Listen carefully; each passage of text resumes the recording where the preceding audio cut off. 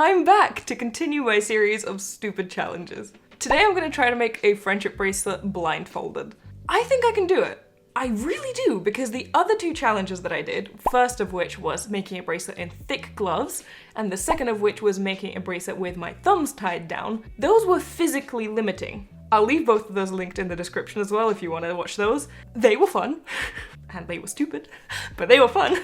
Today's challenge is only limiting my sight, which you would think is an important tool, sense to have during making friendship bracelets, but I think the main skill in bracelet making is muscle memory. At least for me. I don't think about my knots when I make them, I just do. I've been making them for so long that my body just knows how to do them. And so when I was making a bracelet in thick gloves, obviously it was limiting because my dexterity isn't what it is normally and it feels different. And obviously when I don't have my thumbs and I only have the 4 fingers on each hand, it's also different because I use my thumbs a lot when I'm making bracelets. But I don't think I really need sight that much. Obviously, I am only talking about like very basic patterns, because if you're making a complex pattern, you need to see what you are doing because it's complex. But today I'm going to be making a chevron, and the chevron is probably the easiest bracelet that you can start with. In fact, it's a bracelet that I recommend all beginners start with. So we'll see if I can do that. With the other challenges, I started by cutting my string and actually starting the bracelet. I don't think that's going to be possible here, purely because it will just make it impossible to arrange my strings in the orders that I need them. Like, I can probably cut the strings successfully and I can probably tie the knot for the loop successfully, but I can't arrange my strings in the order I need them to be in unless I see the bracelet. So we're gonna skip that part for this challenge and we're gonna dive straight into the actual bracelet. And for this, I'm actually going to try to continue the chevron that I started in the gloves challenge. I've got it right here. I did 3 rows in that video. We're gonna try and make at least 3, hopefully more this video as well. I'm not gonna be finishing it, it's just kind of like a proof of concept type of thing. But in this bracelet, we already have the strings arranged in the correct order, so I don't have to think about that. I can just tape it and start trying to make it without looking. I think I'm gonna deem this challenge a success if I can successfully make several rows, let's say a minimum of 3, without getting my colors switched up and without the knots looking too weird. And to help me not see, I've got a massive heavy scarf that I'm gonna try and tie around my eyes. So let's do that together. I don't even know how I would. It's genuinely so big. It's already folded in half. I think I need to fold it over again. I'm gonna be moving my cameras around anyway, and I'm gonna be taking this off in a little bit. I don't know why I'm doing this. I guess for the thumbnail, so let's do it together.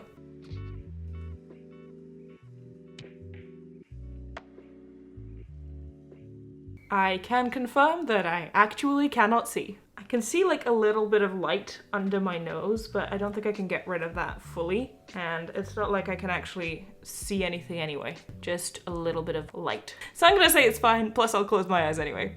Alright, so I've moved things around and here I am with the bracelet that I made during the gloves challenge. All of the strings are in the correct order that I need them to, and I'm just gonna try and do this and see how it goes. But first, of course, I need to blindfold myself. I already feel incredibly stupid, and I also feel like I can't breathe. It's actually very hot under all these lights, so I don't know why I thought this was a good idea. But I can confirm that I cannot see anything. So we are going by touch alone. So let's see. I can definitely feel the positions that the strings are in. This is the first one, this is the middle one, and this is the third one. So I know that those positions are correct. And I guess it's just a matter of remembering which knots I've actually done and which I haven't yet, because I can't check. So I need to remember that I've done a full knot on this one. I guess I can check by feeling it, right? And then a full knot on this one. Let's do that as well. Yeah, in terms of actually making the knots, that I would say is the easiest part because I can feel it and it's muscle memory, so. Let's do this one. So there's the middle string. Again, I think I can easily sort of determine the positions here. I say that and I hope I'm not wrong. Am I wrong? No, right? This is correct. I kind of feel like these two might be twisted, but they're not. No, I should be fine. I hope I am, because I'm going for it. So I'm gonna make a full knot on this one. I'm feeling pretty confident, you know? I hope I should be. Now these two strings are in the center. Got these two on the left, these two on the right, these two are in the center. Yeah, I just make a knot between them.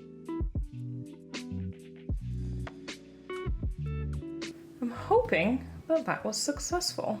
I'm feeling pretty confident. This is a little bit different to how I expect it to go. I don't know how I expect it to go exactly, but this feels weird for sure. Like I was really confident in saying that, like, you know, it's mostly muscle memory, so I should be fine. But this feels very weird. Like I'm having to feel around for the knots. I'm also sort of using my other finger to keep track of where the knot is so that I can actually feel for it. Also, whenever I typically make my knots, I usually just do this. I don't actually use a second finger to sort of guide myself, but I feel like I need to now just to understand where I am and what's actually going on. But I'm feeling pretty confident overall. Yeah, that seems to be right. Let's try the other side. I think the most difficult part here is yeah, determining the string positions and feeling confident in that. But I think I'm good. This is actually quite fun. Maybe I should try more complex patterns with this to see if I can actually remember sort of where the pattern is going. Like if I'm successful here, and if this proves to be an easy challenge, maybe like a part 2 to this video would be that. Like trying a more complex pattern. Like this feels fine. I'm trying to feel for like any bumps or any indication that I accidentally like switch the strings, in which case I kind of think it would feel a little bit twisted, but it feels fine. I'm gonna do another row and then I'm gonna have a look. Maybe I'll try and do a little bit more than that actually. So yeah, this is the first one, second one, third one. I'm feeling for the positions there again. Like I'm trying to make sure that I don't accidentally twist anything, because that's really the main concern here for me. Also, I think I might have accidentally popped a color through. That would also be a concern. Like I wouldn't necessarily count that as a mistake, but that's something that I can't really tell. Like sometimes when you're making a knot, a string of the wrong color pops through, and usually I can visually see that and then fix it by popping it back. Obviously I can't do that here, so, you know, it's a concern. See, that row I was actually really confident in. Like I had separated it already, so I felt good. All right, I'm gonna speed run doing a couple of rows with minimal talking, and then I'm gonna remove this scarf because it's also getting really hot in here.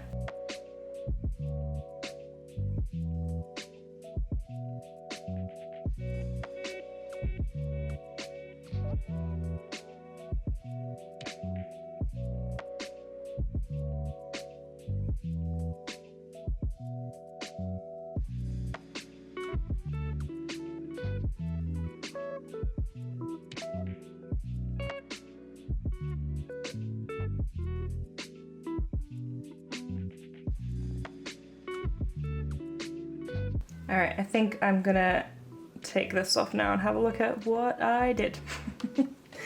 Let's take this off. Oh no! Oh no, I did make a mistake. Oh, also, oh my god, it is bright. I hope I didn't mess up my eyelashes. They seem fine. But I made a mistake! I made a mistake while I was speed running. Did I just completely... What even happened? What did I do? I can't even tell what happened here. See, it all was going fine. Okay, well, there's several things that I can say here. Let me try and bring the camera a little closer. There we go. There are several things that I can say here. First of all, I don't love how there's like a bunch of string dragging, right? Like on the sides, you can see that there's like some string dragging here and here. That basically means that while the knots are correctly made, I'm not maintaining the best string tension, and the knot isn't quite in the position that I would like it to be. Like I would like this knot to be a lot higher up so that there isn't this string dragging. Basically, the first half of that knot I should have made a little bit closer and more in the correct position than I actually did. And obviously I don't see that, right? It's really easy to sort of not do that. It's very hard to get your string tension right when you can't see what you're doing. But I genuinely have no idea what happened here. I obviously mixed the strings up, but it doesn't even look like I made the correct knot. It kind of looks like I did... Oh no, I did the correct knot. I guess it just kind of flipped on the back. But I was going so strong. I was getting cocky, you know, by the end of it. I was like, you know what, I'm just gonna speed run a couple of rows. That way I can show him. I can show him that I can really, really do this. But this is a mistake that once you make, like had I actually made more rows, There's no way you can fix that, because if I had continued making this, all of them would have been mixed up. Even if I had kept the rest of the strings correct and I hadn't actually mixed anything up afterwards, because I had done that on this row, it would have gone to the rest of it. So I guess, you know, the moral of the story is I shouldn't have gotten cocky.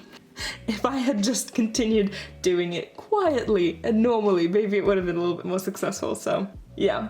But this was definitely a fun challenge. I had a lot of fun doing that. That was weird, but I had a lot of fun. I made myself curious while filming this if I can actually do this with a more complex pattern. Like, what if I tried a pattern that wasn't just the chevron? What if it was like a crisscross? Something that's simple enough so that I can remember it, but is also a little bit more complex than just the basic chevron. I'm gonna have a think on that. And if you like this video, let me know if you want to see more of it. Because if I know that you guys really enjoyed this one, I'll prioritize filming the next one. And let me know what pattern I should try if I do that as well. But anyway, I hope you enjoyed today's stupid challenge, and let me know if you have any more stupid challenge ideas that I can do. I'm having a lot of fun filming these, so I'm looking to do more in the future. Quick reminder that my book, The Beginner's Guide to Friendship Bracelets, is now out. It's a collection of photo tutorials for beginners and goes into the more advanced stuff as well. It's available for purchase worldwide, anywhere you typically buy books, and there is also a direct link to purchase it in the description. Before I go, I also want to give a special shout out to my patrons, and especially my top supporters.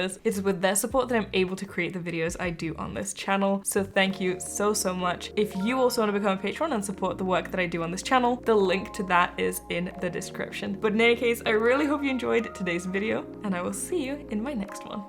Bye!